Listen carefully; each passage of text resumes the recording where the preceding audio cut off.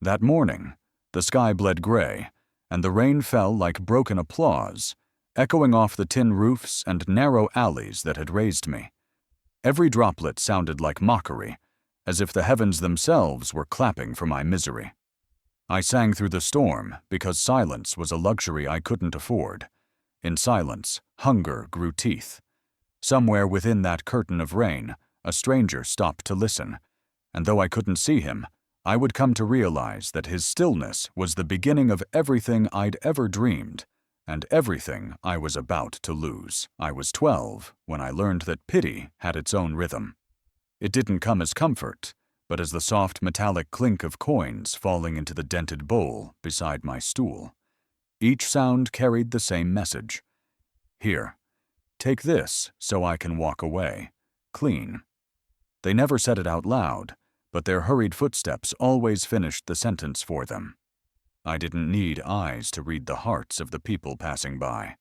The shuffle of their shoes told me who pitied me, who feared me, and who wished I'd stop singing because my voice made them remember how cruel the world could be. I had been blind since birth.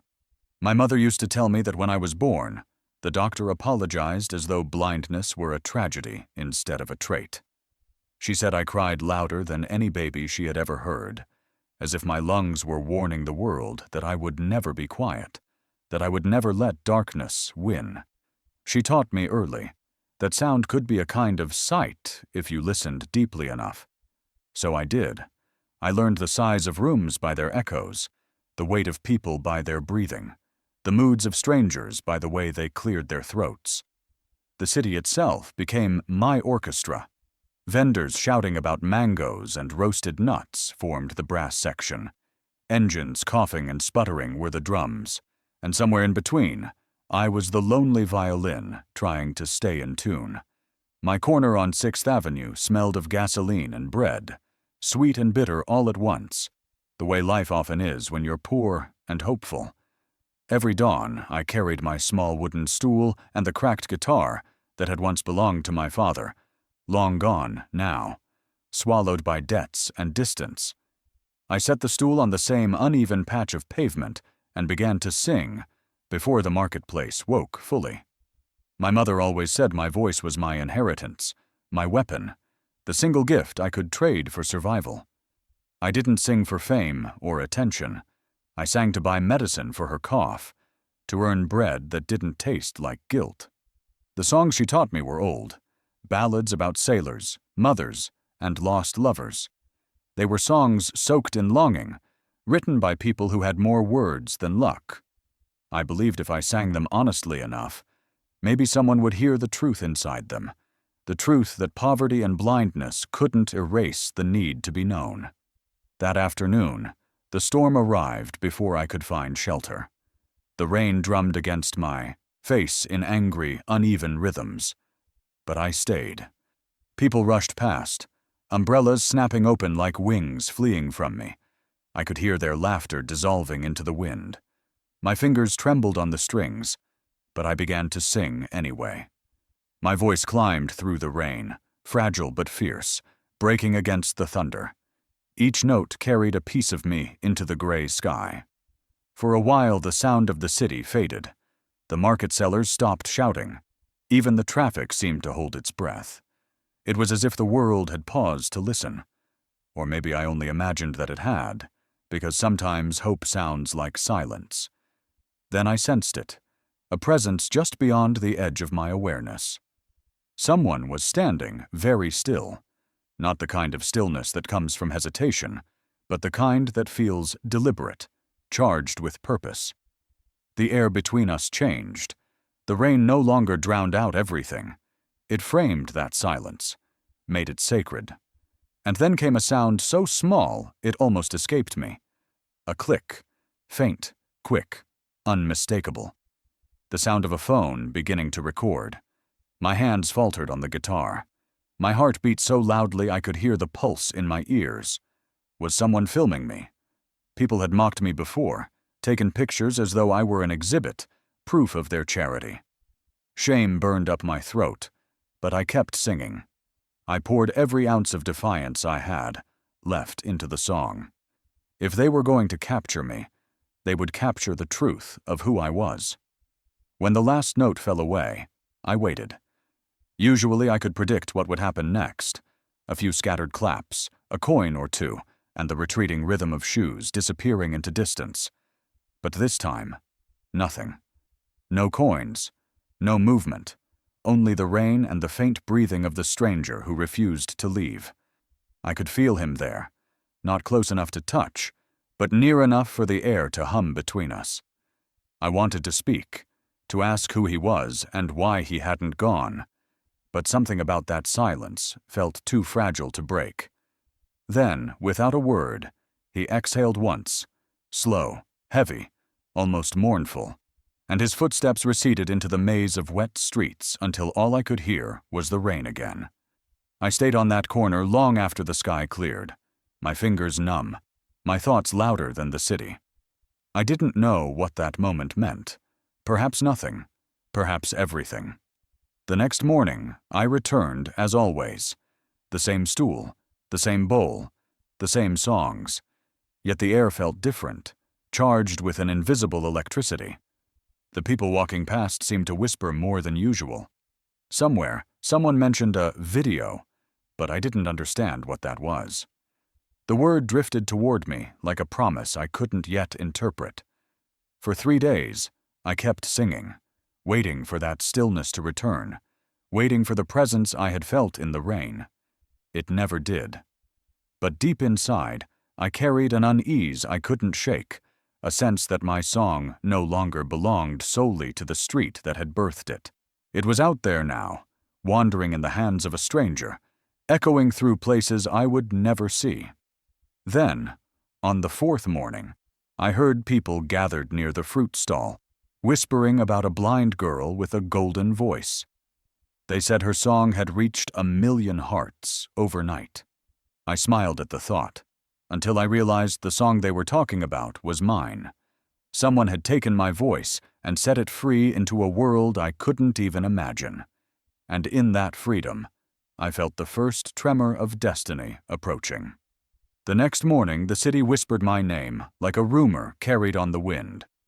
I couldn't see the faces around me, but I felt their curiosity pressing in, as if everyone suddenly knew a secret I hadn't heard. Somewhere, someone had taken my song from the rain and set it loose into the world. I should have been grateful, but instead, I was terrified. And then, through the noise of the market, I heard a voice that made every other sound fall away. I was sitting on my usual corner, my guitar resting against my knees, when his footsteps stopped a few feet away. The same deliberate pace, the same unbroken stillness I remembered from the storm. He didn't drop a coin. He didn't even move. The air between us thickened, charged with the same tension I'd felt that day when he'd recorded me without a word. I tightened my grip on the strings, unsure whether to play or run. Then his voice came, deep and calm, cutting through the city's roar. Sing that again. There was no command in it, only a strange kind of longing. I hesitated, but he repeated, softer this time. Please. I began to sing. My voice trembled at first, but soon it grew steady, carried by the memory of rain and fear and survival. He listened like no one ever had. I could feel his attention, not greedy, not pitying, but reverent, like he was trying to understand something sacred inside the sound. When I finished, the silence that followed was almost unbearable. Then he spoke again. You don't belong here. For a moment I thought he was mocking me, another dreamer throwing words at a blind girl. I almost laughed, but his tone stopped me. It was the voice of someone who had lost too much to lie. Where else would I belong? I asked. Anywhere you choose, he said. You just haven't been heard by the right people yet. He told me his name was Daniel. There was a quiet sadness in it, like a song that had forgotten its ending. He said he had once worked in music, recording, producing, chasing voices, until the world got too loud and his heart stopped keeping tempo.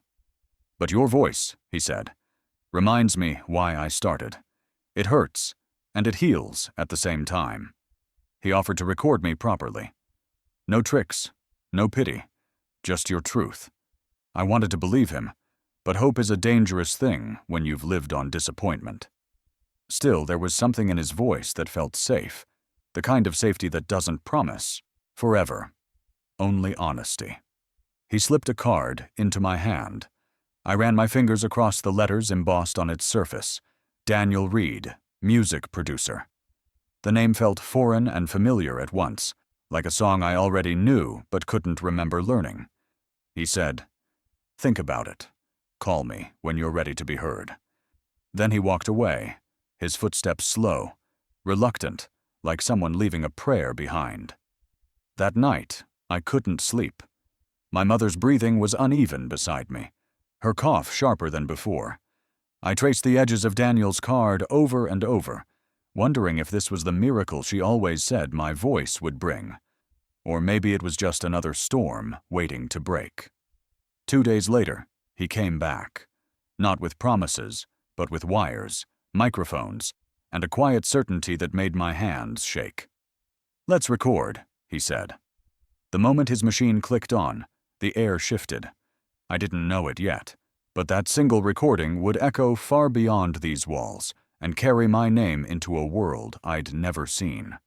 Fame didn't come to me with lights or luxury. It crept into my life through the cracks of a dying room. The air smelled of sickness and candle wax, and my mother's cough echoed louder than my dreams. When Daniel stepped into that fragile world, carrying cables, microphones, and the quiet certainty of someone who had once touched greatness, it felt as though hope itself had walked in disguised as a man. I didn't know whether to trust it, or to run before it disappeared like every other promise this city had ever made me. The morning Daniel came, the world outside was blurred with fog.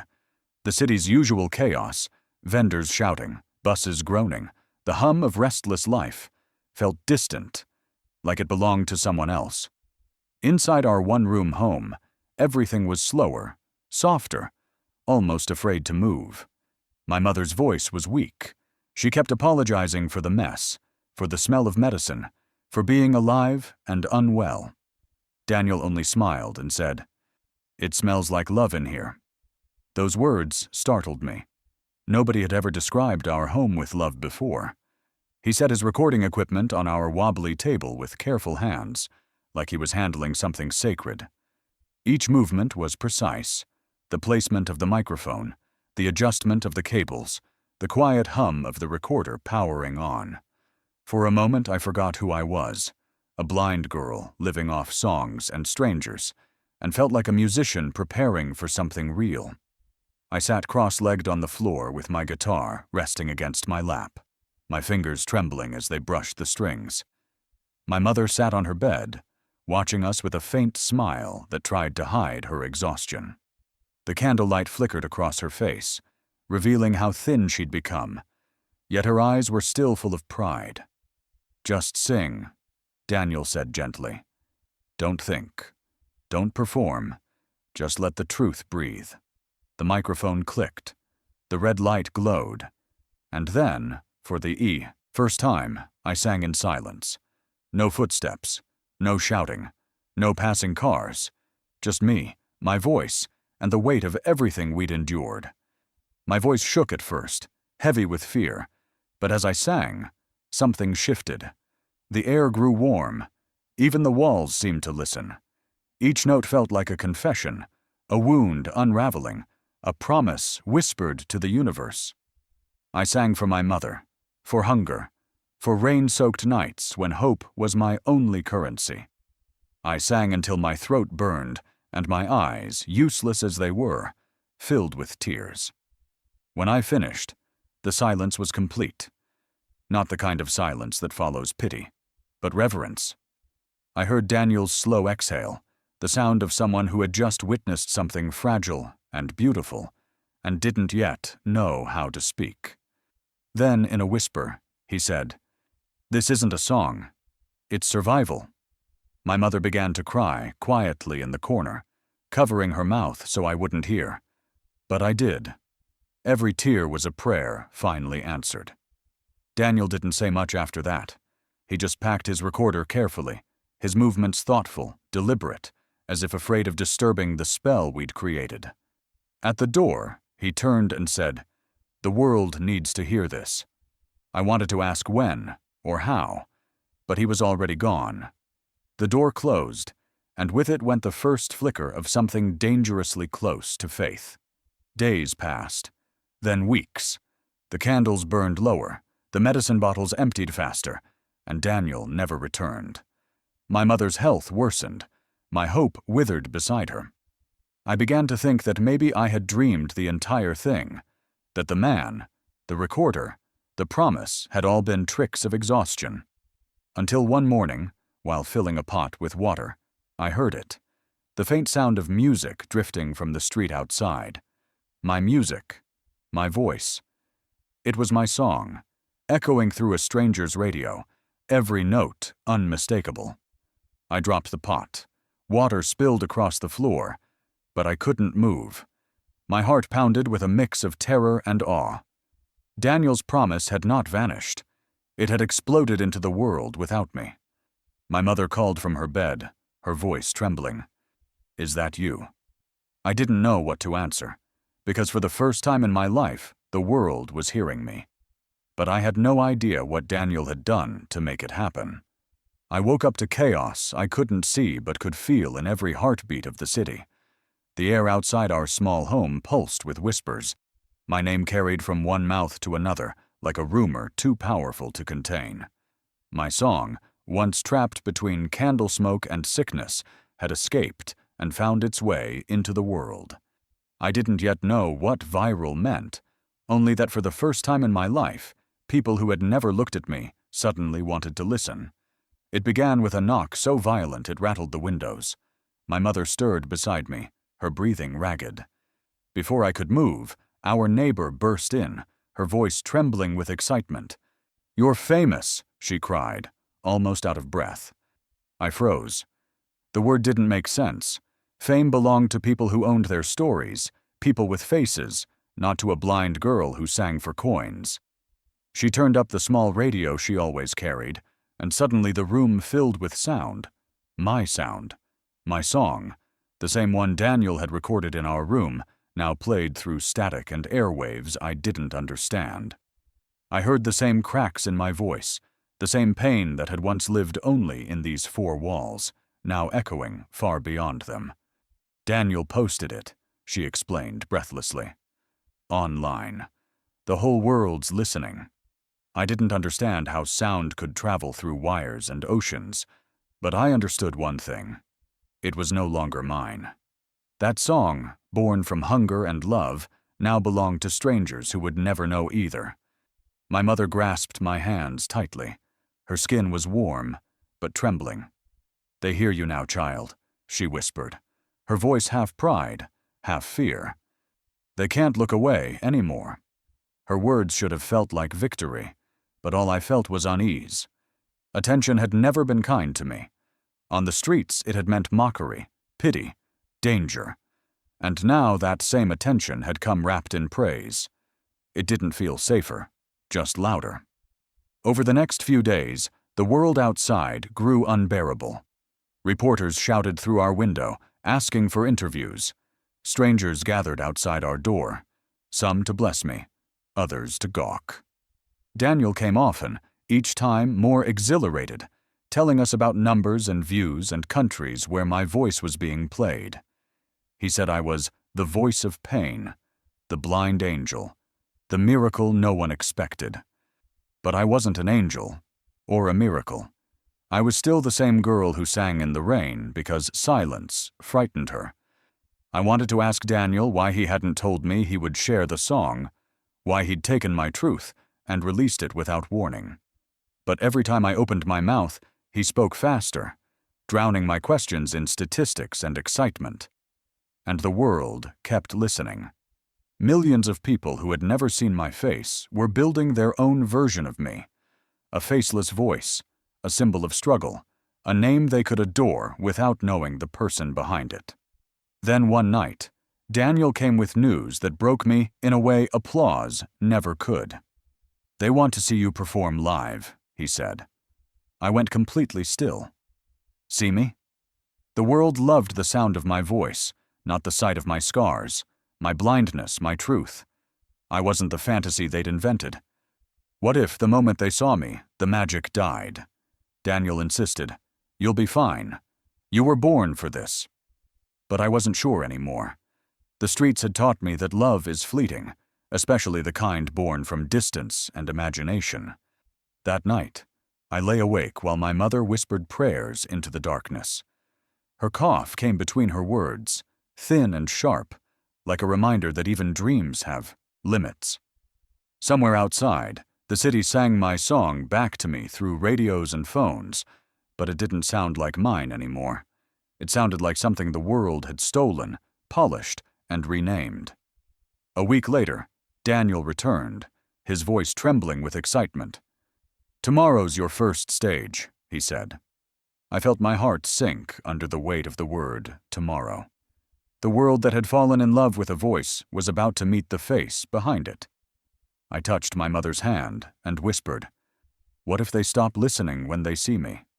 She didn't answer, and in that silence, I heard the faint sound of the world waiting to decide who I really was. The first time I stood before a crowd that had paid to hear me sing, I realized fame has its own sound. It hums like thunder trapped in a room, a low trembling that seeps beneath the skin and waits for you to break. I could feel every heartbeat in the hall, merging with mine. Thousands of strangers breathing in rhythm, their anticipation pressing against my chest until I thought I might suffocate. Somewhere beyond the curtains, the lights were blazing, ready to reveal the blind girl they had turned into a miracle. I wanted to run back to my mother's side, but Daniel's hand tightened on my arm, steady and sure, and I let him lead me into the storm. The floor beneath me pulsed with the murmuring of a restless audience.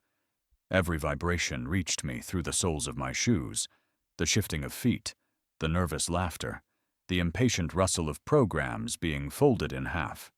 Even without sight, I could picture the sea of faces tilting forward, waiting for the story they had bought. The poor blind singer who had climbed from the streets to the stage. Daniel whispered near my ear, his breath warm and quick. "You're ready. Just listen. The sound will guide you." The lights dimmed, and the hall exhaled as one. The silence that followed was heavier than the noise it replaced. My fingers tightened around the microphone, slick with sweat. Somewhere behind me, the orchestra gave a single soft, it felt like a hand. When I began to sing, the first word came out, but the next carried strength, and the next after that. My voice threaded with. Backstage, Daniel was radiant. Reporters swarmed him, calling me a miracle, a phenomenon, the voice that could heal hearts. Sponsors offered contracts I didn't understand. Promises spun in bright paper and false light. I smiled when they spoke, but the weight in my chest wouldn't lift. Because while the world was discovering me, my mother was slipping away. Each night after a show, I phoned her, listening to the exhaustion behind her words. She tried to hide the truth with laughter, telling me she had finally stopped worrying about rent, that the neighbors now called her Mama Angel. But the pauses between her sentences were longer, her breathing slower. Fame had bought comfort, but not time. Daniel didn't notice my dread. He talked of tours, of recording albums, of momentum we couldn't lose. The world was hungry, and he was afraid to let it starve. I wanted to tell him I was afraid too, not of failure, but of what success was costing me. One night, alone in my hotel room, I sat by the window and listened to the distant roar of another city that now claimed me as its own. The applause from earlier still rang in my ears, but underneath it I could almost hear my mother's coughing echo, faint and far away. I pressed my hands over my ears, trying to remember which sound belonged to love and which belonged to loss. The next morning, as dawn leaked through the curtains, Daniel knocked, eager for the next performance. I reached for my phone to call home, but the line rang without end. A chill ran through me as I imagined her sitting by the window, waiting for a voice that had become too famous to come back. I told Daniel I was ready, though my heart was somewhere else entirely. How long can you chase a dream when every step forward pulls you farther from the person who gave it breath? I was about to find out. The more the crowds cheered, the more I felt myself disappearing. Every performance ended in thunderous applause, but behind the curtain, I could hear only one sound: the slow fading of my mother's breath on the other end of the phone. Fame had lifted me higher than I'd ever imagined, but from that height, I could see everything I was losing. I sang to millions, yet the only voice I longed for was the one growing weaker with every song I performed. The tour began like a dream I hadn't dared to dream. Planes, hotels, cameras, microphones, every city blurred into the next. Daniel said I was unstoppable, the voice the world needed, a miracle that couldn't be slowed. But I felt like a passenger in my own body, carried along by forces that didn't care whether I slept, ate, or breathed. Each night I stood before a new crowd, their cheers crashing over me like waves. Their love was real, but it wasn't mine. It belonged to the image they'd built, the blind girl who sang about pain and hope. They saw purity where I knew exhaustion, courage where I only felt guilt. Between shows, I called my mother. Our conversations grew shorter, her sentences softer. She always said she was proud, that the medicine was helping, that she was fine. But her laughter, once so full, now trembled at the edges. Each goodbye felt heavier than the last. I begged Daniel to give me a week to return home, to sit beside her bed and sing just for her. But he shook his head. "You can't stop now," he insisted. "This is your chance to change everything. You'll regret it if you walk away." He didn't understand that I was already regretting everything. I sent her money, more than we'd ever had, but money can't buy time. I wanted to send her me, my touch, my presence, but I was booked months ahead. The world had claimed me, and I didn't know how to take myself back. In hotel rooms, between interviews and shows, I began to write songs that no one would ever hear. Songs filled with longing and quiet grief. Songs that asked forgiveness from the woman who had given me her strength. I recorded them on my phone, whispering lyrics through tears, like letters to a place that was slipping away from me. One night, during a concert in another glittering city, I felt her presence while I sang. The crowd vanished. The lights faded. All I could hear was her breathing, slow and shallow, as if it had followed me through the sound system. My throat closed. I struggled to finish the verse. Tears blurred my focus, but I kept singing, because stopping felt like betrayal. When the final note ended, the audience erupted in applause. They thought I had given them my heart. They didn't know I had just lost it. Backstage, Daniel congratulated me, his words hollow through the fog in my mind. I nodded, smiled, pretended to be the miracle they needed. But as soon as I stepped off the stage, my phone buzzed in my pocket. It was Daniel's number again, though he was standing right in front of me. Confused, I answered, and heard only silence on the other end. He didn't need to speak. I understood. The applause outside grew louder, cruel in its timing, a celebration that arrived just as my world collapsed. I dropped the phone, the screen still glowing beside my feet. The crowd kept cheering, unaware that somewhere far away, the only person I'd ever truly sung for had gone silent forever. My voice had given me everything, and taken her with it. I walked back on stage, my face wet with tears the audience mistook for art. My mother was gone, and I didn't yet know that her absence would change my music more than fame ever could. The night the world celebrated me was the night my world ended. While my name climbed across screens, glowing in headlines and hashtags, my mother's heartbeat slipped quietly out of time. I was standing beneath blinding lights when Daniel whispered the truth to me, and for a moment, the roar of the crowd fell away, until all I could hear was the sound of absence. I didn't cry. I couldn't. I just stood there, smiling for the world while everything that had built me was gone. The noise backstage was unbearable. Cameras flashed, reporters shouted my name, assistants moved like frantic ghosts trying to prepare me for the encore. Daniel's hand found my shoulder, heavy, trembling. His voice cracked when he said, "She's gone." At first I thought he meant something else. A power failure, a delay, anything but her.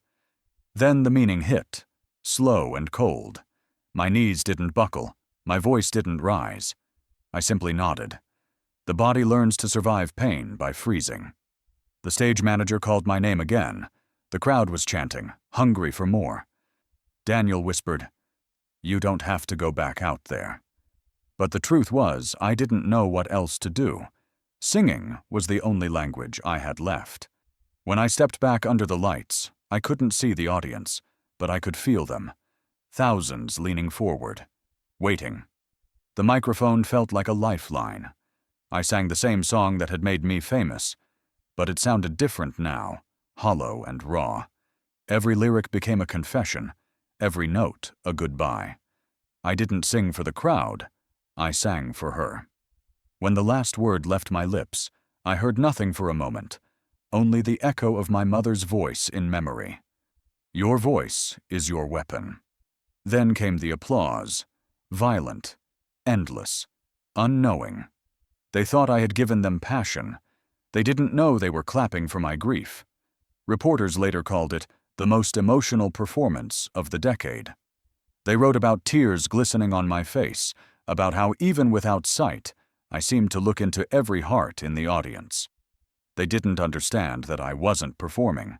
I was breaking. After the tour, I disappeared. I told Daniel I needed silence, but I didn't tell him why. The interviews stopped, the cameras dimmed, and for the first time in months, the world forgot me. I moved back to the small apartment where everything had begun, though it no longer smelled of candles or medicine, only dust and memory. I sat there for days, the guitar untouched in the corner, the walls pressed close, the silence loud enough to drown me. The fame I had once prayed for now felt like a betrayal. My mother had never heard me sing on that grand stage, never felt the applause she had sacrificed everything to make possible.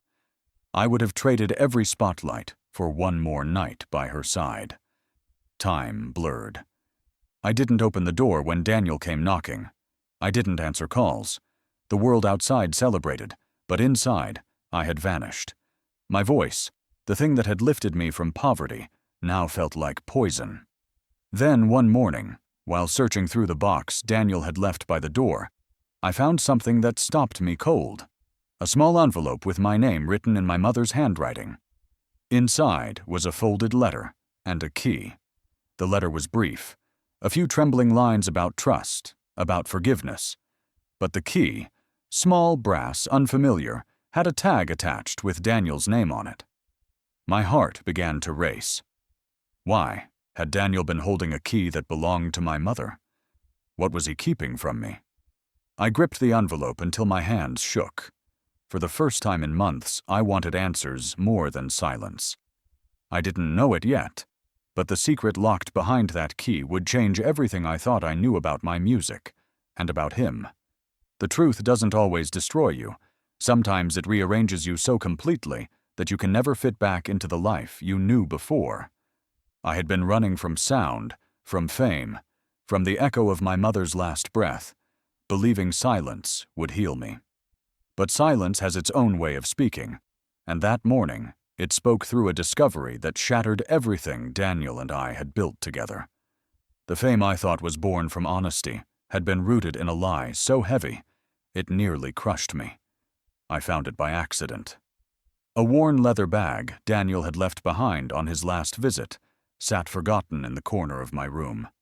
I was searching for the letter my mother had written, hoping it would tell me why she'd trusted him, why she'd given him a key I didn't understand. My hands brushed against paper, thicker than the rest. A folder. It was labeled Press Kit. Curiosity pushed me past hesitation. I opened it, expecting contracts or photographs from old interviews. Instead, the first page stopped my breath cold. The miraculous journey of a blind orphan adopted by renowned music producer Daniel Reed. The words blurred beneath my fingertips. Adopted. Orphan. Miracle.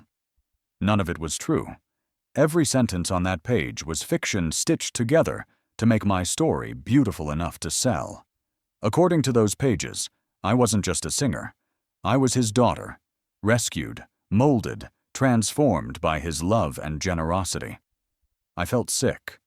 I turned the pages one by one. They painted a version of me that had never existed. Daniel, the savior. Me, the child reborn through his kindness.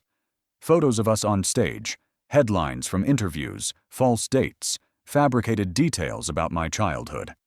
All proof that the world's love for me had been built on a lie. I waited until I could breathe again before calling him. My voice shook.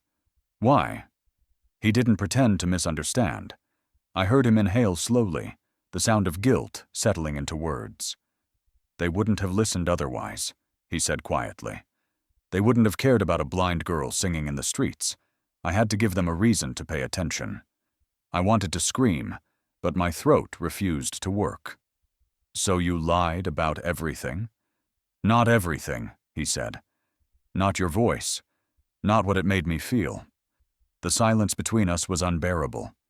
Then his voice cracked, softer, older than I'd ever heard it. I lost my real daughter years ago, he confessed. She would have been about your age. I saw her in you. I didn't mean to use you. I was trying to save the part of me I lost with her. I pressed the phone to my chest, shaking. His words crawled under my skin, poisonous and tender at once. I hated him for what he had done, for turning my truth into a headline. But somewhere beneath that hatred, pity bloomed, because I could hear how broken he was. When I finally spoke, my voice was calm, cold. You had no right. I know, he whispered, but I gave you what the world denied you. They listened. He was right. They had listened. But not to me, to the story he'd invented. I couldn't bear the thought that my mother had died believing in that false version of me, that her prayers had been answered by deception. I packed my bag that night, the same small one I'd carried when I sang on the streets. I left the apartment Daniel had rented, the contracts, the awards, the noise. As I stepped outside, the city greeted me with familiar sounds, the heartbeat of passing cars, the rain whispering against rooftops. For the first time in years, I was just a girl again, unseen, unheard, free. But freedom has a price.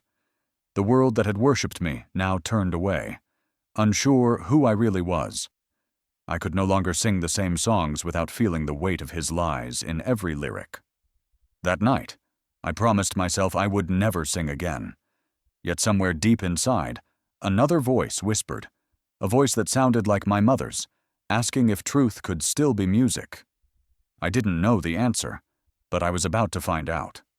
When fame failed me, I went back to the only place that had ever told me the truth, the streets. The stage had given me applause, but the pavement had given me survival.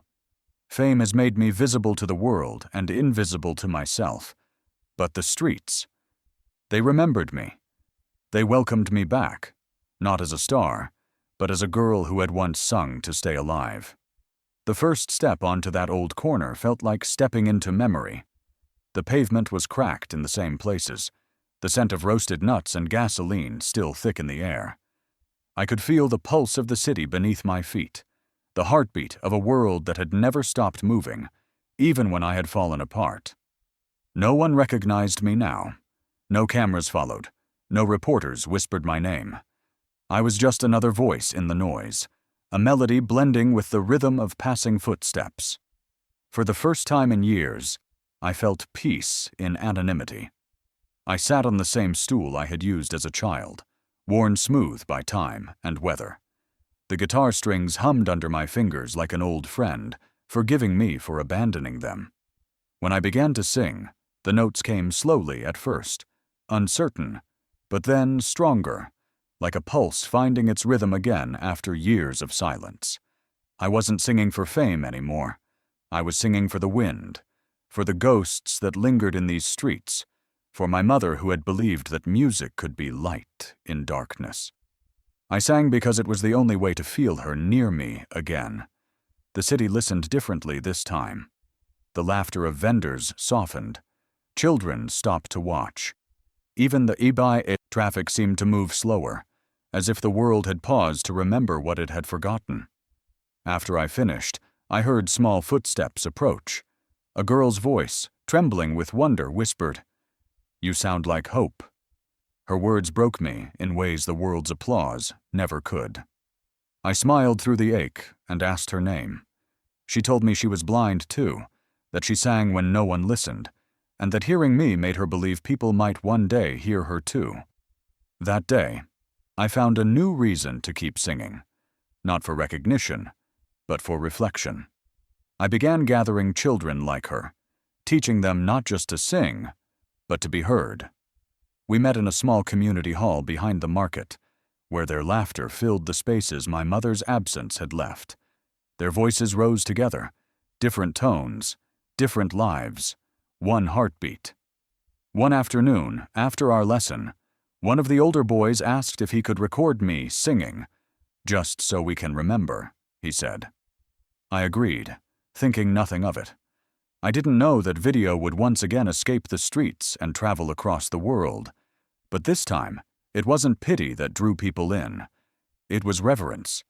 The video wasn't labeled The Blind Angel or The Orphan Miracle. It was simply titled She Came Home, and that was exactly what it felt like. The views climbed by the hour, but I didn't watch the numbers. I sat among my students, holding their hands as they sang, feeling my mother's presence in every breath they took. For the first time, I wasn't a symbol. I was a teacher, a survivor, a bridge between silence and sound. Then, one evening, as we were finishing our last song, I heard something that made my entire body go still, a voice calling my name from beyond the crowd. Familiar, weathered, unmistakable. My breath caught in my throat. The footsteps were slower now, heavier than I remembered. But that voice, Daniel's voice, was the same. The crowd parted as he approached, his shadow stretching toward me like a memory returning to claim its truth.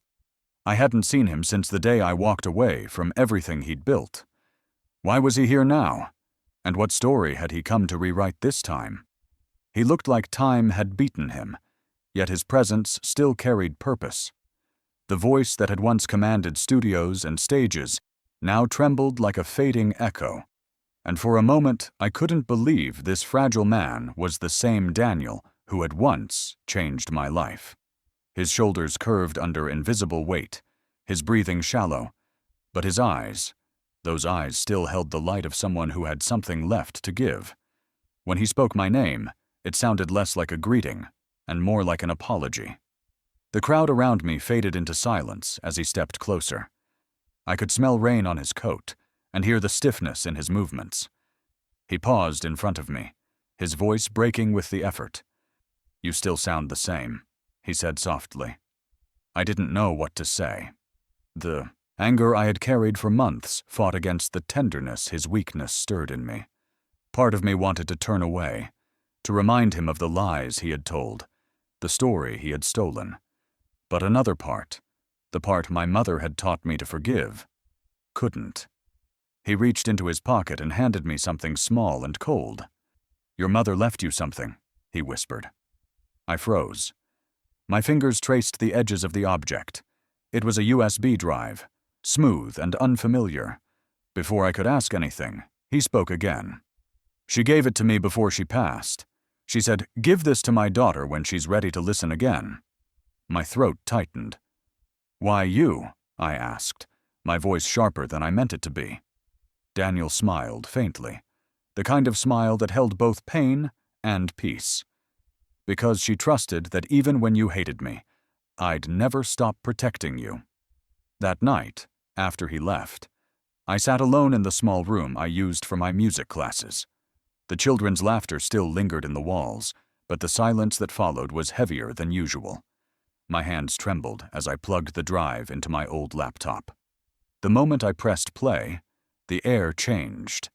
My mother's voice filled the room, soft, warm, impossibly alive. "My sweet girl," she began, and I broke. "If you're hearing this, It means you've learned how cruel the world can be, but also how beautiful. Don't let grief silence your gift. You were born to turn pain into song." Her laughter followed, light and brief, and for a second I forgot she was gone. Tears fell onto my hands as I clutched the speaker, afraid to breathe in case I missed a word. Then Daniel's voice came through, quiet but certain. "She made me promise to keep this until you were strong enough to hear it." The sob that escaped me was the kind that came from somewhere deeper than sorrow. It was relief, forgiveness, love, and loss colliding at once.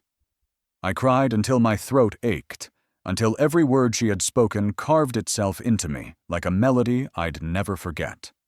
Hours later, there was a knock on my door. Daniel stood there again, pale, exhausted, his hands trembling as he reached for me. He didn't speak. He just hugged me, and for the first time since my mother's death, I let myself cry in someone's arms. When he finally pulled away, he said, "I came to say goodbye." I wanted to ask where he was going, but I didn't need to. There was finality in his voice, the kind that doesn't leave room for tomorrow. He turned, walking into the night, his footsteps fading into the same kind of silence that had once followed me through the streets. The next morning, the world woke up to the news. Daniel Reed, the man who had built and broken my fame, was gone. I sat in the same chair where I'd listened to my mother's voice, the USB still in my hand. Something in me refused to believe that his story ended there. Daniel was a man who always left unfinished melodies behind. I opened his bag, the one he'd carried that night, and inside was another drive, unlabeled, hidden beneath old sheet music. My pulse quickened. What else had he left for me to find? And why did it feel like this wasn't goodbye at all? Sometimes, the people who leave us don't vanish. They turn themselves into music. The night after Daniel's death, I sat in silence, my hand still trembling around the last thing he had touched. I thought I had already heard his final words through my mother's message. But grief has a way of unfolding slowly, note by note. When I opened the second drive he had left behind, I realized Daniel hadn't left me a goodbye. He had left me a song. The file was simply named Untitled. No notes, no explanation, only a single track inside. When I pressed play, the speakers released a quiet hum, broken, uncertain, like someone learning how to breathe again. The melody began faintly, played on piano keys that hesitated before every chord. I recognized the rhythm immediately. It was my song, or rather pieces of it, rearranged, rebuilt, softened by age and regret. And then, over that melody, came Daniel's voice. Not speaking, but singing. His tone was frail, uneven, but filled with the same ache that had lived in me for years. It wasn't just his song, it was ours. He had taken fragments of my early street performances, the raw recordings of my voice, and woven them into something new. It was a duet, between the man who had given me fame and the girl who had given him redemption. Each line seemed to confess what words never could: his guilt, his love, his longing for forgiveness. I couldn't move. I listened to it over and over, my tears falling faster with every repeat.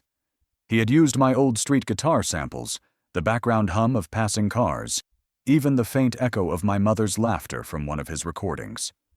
It wasn't just a song. It was a life pieced together through sound.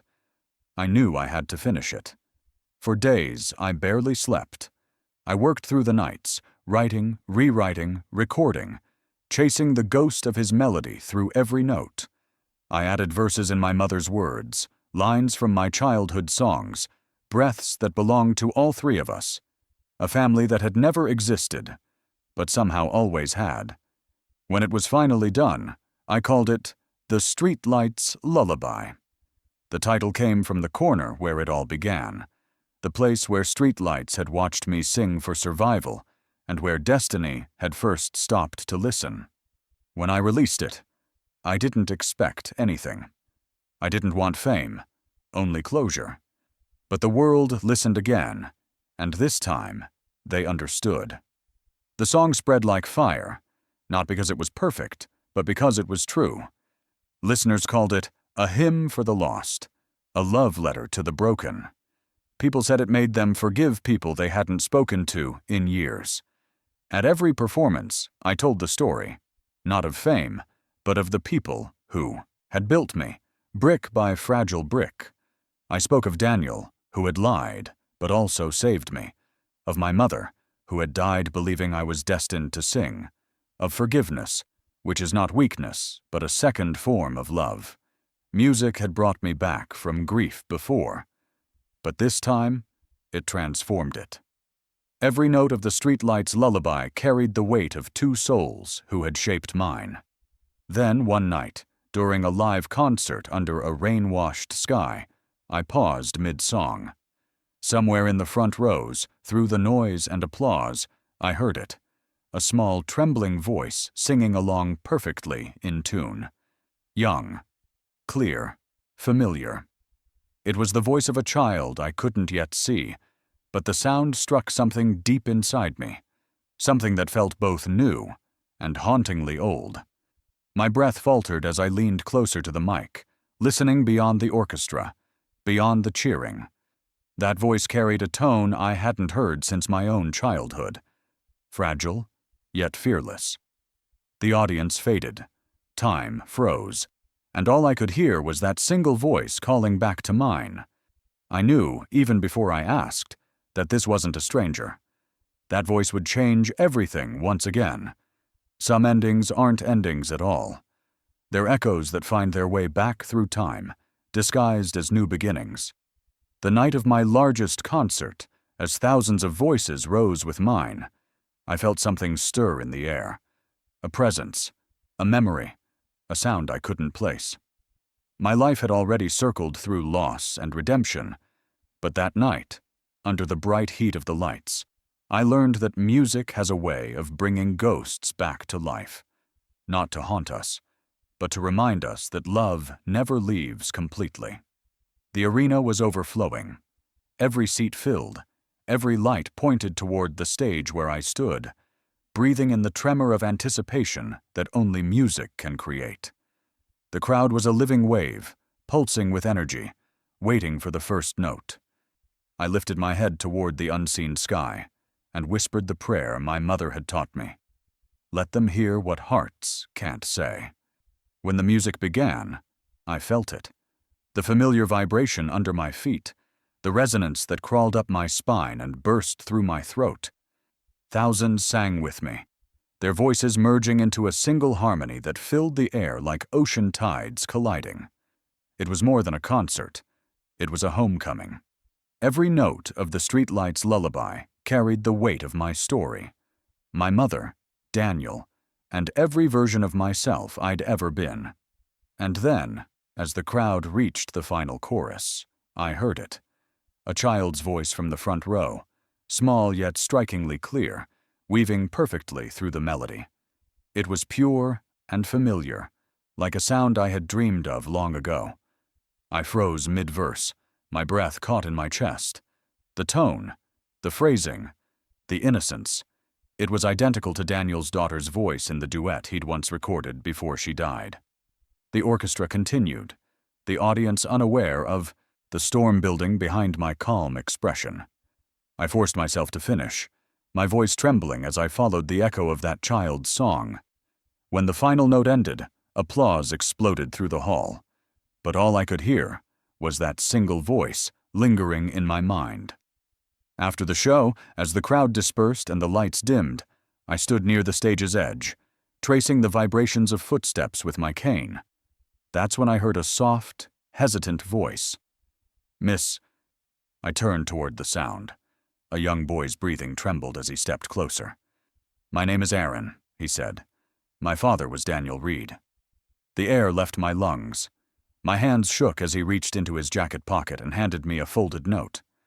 "He wanted me to give you this, if I ever met you," he said quietly. I unfolded the paper slowly, the texture rough beneath my fingers. Daniel's handwriting, uneven but unmistakable, covered the page. "Thank you for giving me my daughter back through your music." You taught me that forgiveness is just another kind of love. Tears blurred my world into sound alone. I pressed the letter to my chest, feeling my heartbeat against the words that had once been written on the same kind of paper that carried lies. Now, it carried redemption. Aaron's small hand found mine. "He used to play your songs every night," he said softly. He said they made him feel like he could still talk to her. I smiled through the ache. For the first time, the pain didn't hollow me out. It filled me. That night, when I sang again, it wasn't for survival or fame. It was for legacy, for every broken voice that had found its way back through mine. The lights above me shimmered like stars I could almost see. My blindness no longer mattered. I had seen more of the human heart than most people with perfect sight ever would. And as the last note faded into silence, I realized that endings aren't final. They're just pauses between songs. Weeks later, while walking through a quiet alley in another city, I heard it, a voice singing softly in the rain. Young, raw, full of hunger and hope. I stopped, smiling through tears as thunder rolled above. Maybe stories like mine never truly end. They just find new singers. Somewhere in that sound, I heard the beginning of another echo, and I knew, deep down, that I was about to find her. If this story touched your heart, don't let it fade into silence. Share it. Let someone who's still fighting their darkness hear this song of hope. Subscribe and stay with me, because every week, another untold voice is waiting to be heard. And remember, sometimes the stories we listen to can change the way we see the world forever.